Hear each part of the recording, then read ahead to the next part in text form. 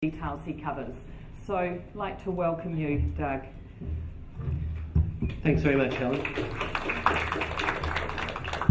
There are two sessions you should never do. The one before lunch, because you're standing between the team and lunch, and I think the only one that's worse than that is the last one of the day when you're standing between drinks. So I shall keep this moving at pace. And thanks, Chai, for the segue into better public services, because that sort of sits very much in the health sector context, but from the State Services Commission, it's very much part of our overall view of the system in terms of, with less money, trying to deliver more services. And while I was listening to the previous session, I was watching the Hurricanes train down here, and it sort of got me to thinking that if you think about getting the ball over the try line as essentially what we're trying to do in a results sense, then all of those players on the field could be actors in terms of the system. So some of them are government agencies, some of them are NGOs, some of them are the private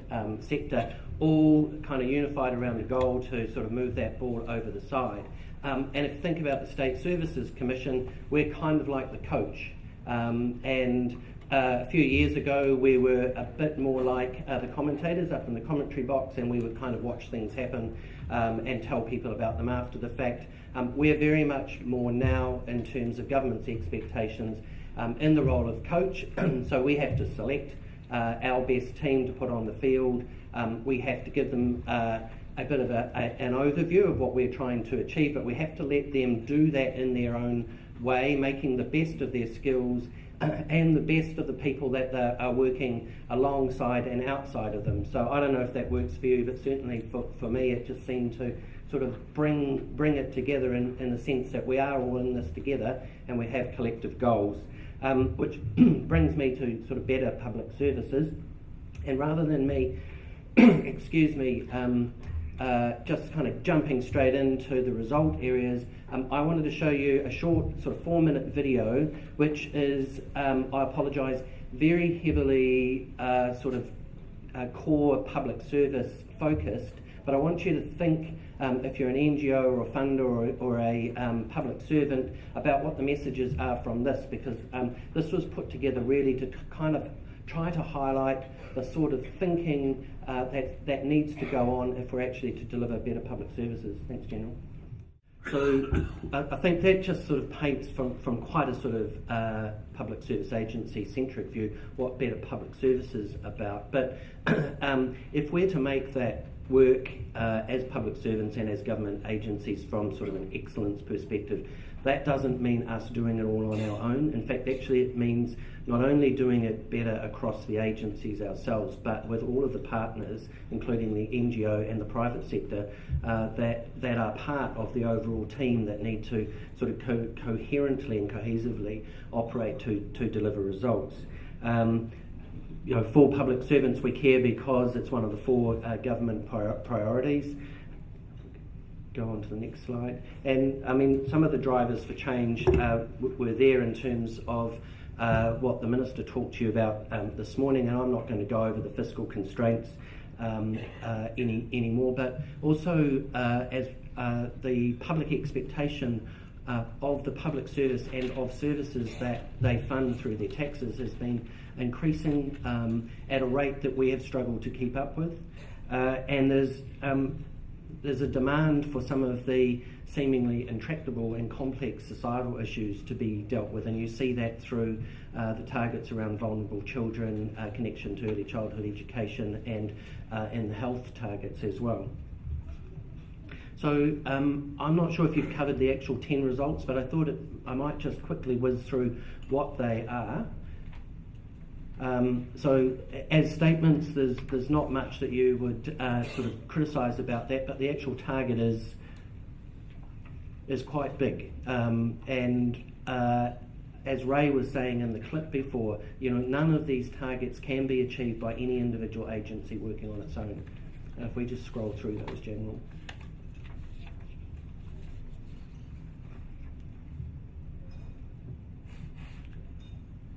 I think the key thing about the results, and I don't know if Minister Ryle touched on this morning, is not so much the results themselves, but what they represent fundamentally in terms of a challenge to us to examine how we operate, and for us as public service leaders, how we lead within the context of actually the framework of government at the moment. And I think Chai was saying before, that's not about breaking down silos, that's actually about figuring out a way of working across the existing frameworks of accountability that we have.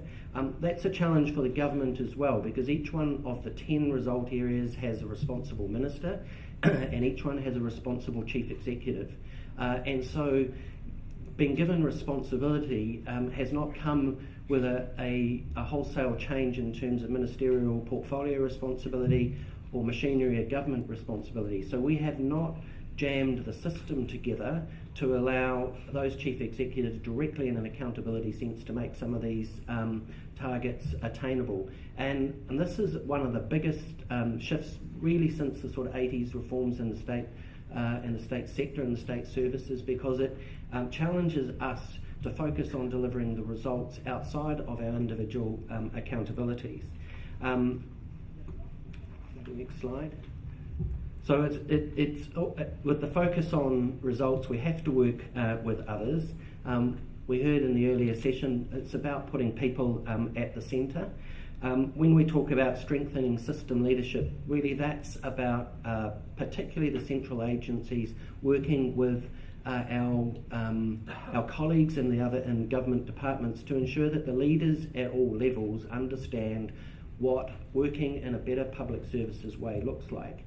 And you can use the word collaboration, which I know the Deputy Prime Minister doesn't much like. You can use the term collective impact. You can use the phrase, joint accountability. Whatever phrase you use, it doesn't actually matter, because it's actually about a behavioural change.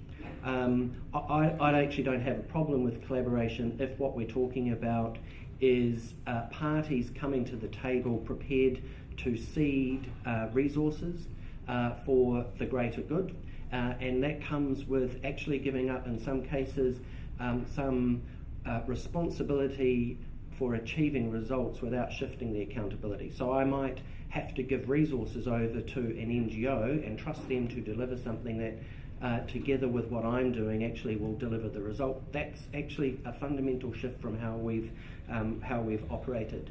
But if we can make that shift, then I think we can get into the space that looks like genuine innovation and collaboration and flexibility.